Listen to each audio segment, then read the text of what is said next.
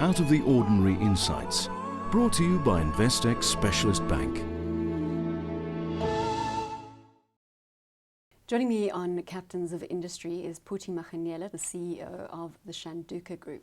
Phuti, as always, thanks very much for your time. Thank you, Bronwyn. Let's start with your Shanduka journey. It began, well, you were head of Shanduka Energy 2004. That's and right. Cyril Ramaphosa himself approached you for that position. Take us back. Yeah. So it's been 9 years or so now.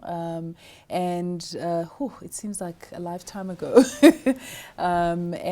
From then on, so I was with Shanduka for a number of years, and then in 2010 was appointed as CEO of Shanduka Group. And even in that period, from 2010 until now, there's just been so many developments. A number focused around our strategy, for the business. So it's been a number of things that have happened. I know there's one question that Yeah. you keep being asked, Yeah. and that is that you studied in both the US and the UK. Right. And why did you come home Yeah. to plant yourself firmly into the South African business landscape when the global environment could have been your oyster, so to speak? Well, I think it was largely because of, seeing the changing landscape, and particularly looking at Black economic empowerment in particular. I thought that was something that I wanted to be a part of, quite a big part of our history. I'm very glad to have been, a part of that changing landscape. And I think we've seen the transformation landscape changing over the years, from those early days when you had, the BE companies having, minority equity stakes, to these days where now, you're starting to see Black-owned companies wanting to have operational involvement in businesses. So to be part of that evolution is something that I wouldn't have wanted to swap for anything else. So. I referred to your education in the UK Right. and the US. Right. How important is education as a base Yeah. for any young person in Yeah. today's world? Yeah, it is particularly important because it just, it opens you up to, a number of opportunities in terms of, whatever it is that you want to do, whether it is whatever role you want to play in any organization.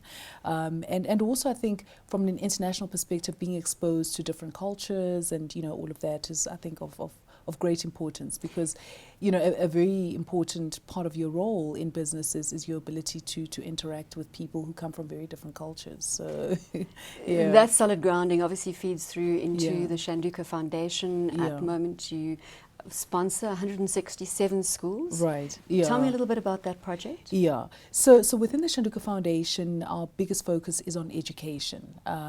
With respect to education, we started off focusing on infrastructure through the Adopt a School program. But that has evolved to becoming actually more of a comprehensive program where we're looking at what would be seen as the more softer issues of dealing with, the teachers themselves, empowerment and enablement of the teachers. And so it's become, a model that's really working very well, in the various schools that we're intervening in. And recently we formed a partnership with Kagiso, the Kagiso Trust, and, are together with them going to be partnering with one of the provinces, the Free State province, and we'll be injecting about 400 million rand of capital into the Free State for education. And Obviously, education is one of the biggest problems that South Africa as a whole faces. Yes. If you were Minister of Education, what would you do? Yeah. That's why I'm not Minister of Education. What I know is how to, how to run and to operate businesses. And that's So there's why I not do one this. single thing I that don't you would think- change from the outset to say, Well, listen, this is I- what we're doing wrong. Yeah, well, I think there's a lot that needs to be done. I mean, obviously, from a legislative as well as in terms of capital commitment, government is doing the right things. But I think where there has been shortcomings is in terms of the implementation, the methodologies that have been used or changed over the years. And so, I think people who are more knowledgeable, in that area would be able to see what needs to be done better, and I suppose also dealing with just the history of South Africa and, of the impact of apartheid on, the legacy on education. Absolutely, on education. And so it's a combination of that. I don't think that there is any one particular, you know, solution to it. And I suppose it's a number of solutions that need to be looked at. I'm not going to force you into the position of Minister of Education. Let's go back to the Shanduka Group and to the strategy unfolding at the moment. You invest obviously in a number of different initiatives, and just to mention a few, you've got a stake in MTN Nigeria, also the CCOM telecommunications cable in Mauritius. There's a power company in Mozambique. So you are, so to speak, touching on the African landscape. How do you assess a viable investment from a Shanduka perspective? There's a number of things that we look at. So we have what we call the 4-pillar strategy. And in terms of that 4-pillar strategy, we invest either for short-term cash, you know, generation, you know, reasons, or we invest for capital formation purposes, or it's for operational control, or it's for significant influence. So it's always driven by one of those pillars. And depending on that, we will then decide on, you know, the equity stake that we must, you know, participate in, the capital that we're willing to risk, etc., etc. So we've got a very clear strategy that forms the criteria for, you know, for our investment purposes. Is there a definite sectoral bias? Well, in the past, we have been largely, you know, resources heavy business, but over the years, and I would say certainly over the last 2 to 3 years, we've become a lot more diversified. So if I look at our portfolio now, even in terms of geographical diversity, we are now 20% invested outside of South Africa and in the rest of the African continent.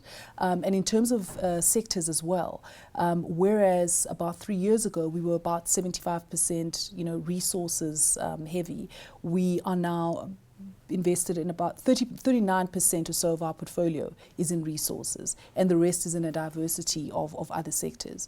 And so that has actually been something that we have seen, you know, being a strength from an investment perspective, in that in times when commodities have, you know, been under pressure, like they are now. now. Absolutely. You know, we've seen other sectors being able to give us, you know, just that protection over our NAV. Let's talk about your African portfolio. That's some 20% in the rest of Africa. How do you manage it? And where specifically? Are we talking about an East African and a West African hub, which gives you an appropriate footprint? Right. Yes, it is. We invested both in East Africa and in West Africa.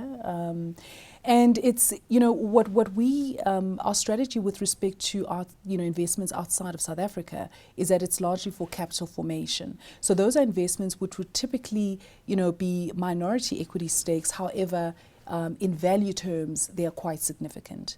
And you know, the focus for us outside of South Africa has largely been on infrastructure type investments, and you know, those tend to be, you know, large, you know, a ticket item, you know, and lengthy cycles in terms of the investment. You're not going to get your money back in a short period of time. Absolutely. And so, you know, from that perspective, you know, we tend not to be operationally as involved as we would be in a South African investment.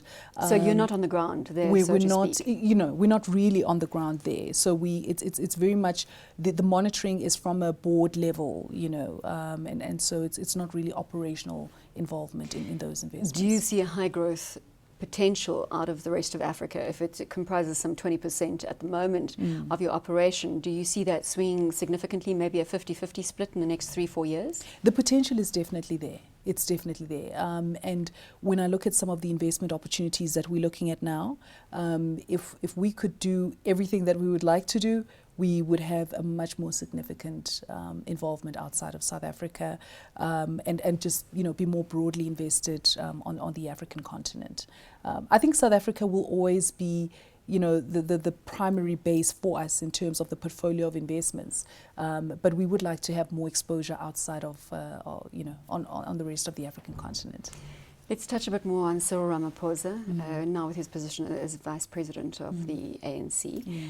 He's obviously played a very big role in terms of mentorship in your life, or am I assuming too much?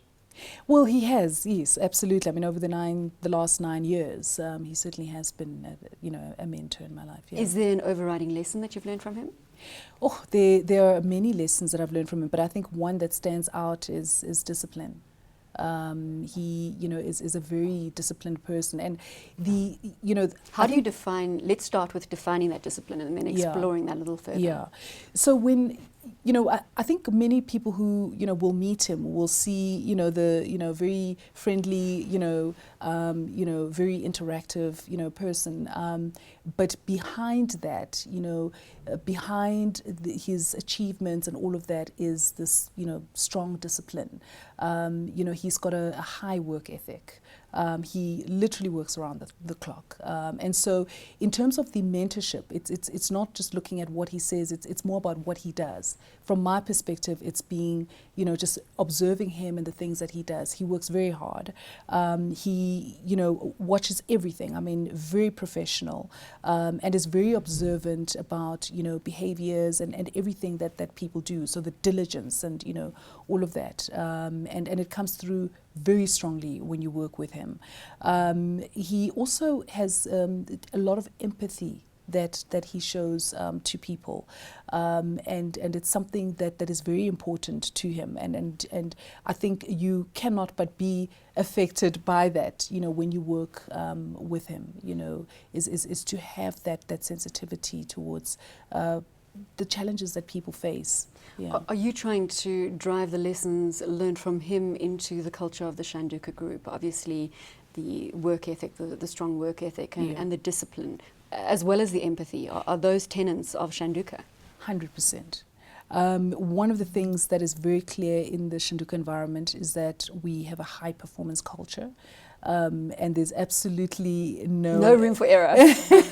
Well, there's always be error because we're human, but there's certainly it's very clear amongst everyone that works here that we don't tolerate mediocrity. People work very hard, and everything that we're able to achieve is on the back of the team that we have here. We have an excellent team of professionals in the organization, and I think that's something that's been a great strength for us in that. And when we look at transactions, the investments that we have oversight over and monitor and are involved in, all of that is coming from the strength of the caliber of people that we have within the organization, and so being able to keep those people motivated, and for them to continue to have the passion and the drive to contribute to Shanduka's growth is something that I focus a lot on. We're speaking to Phuti Mahanyele, the CEO of Shanduka Group.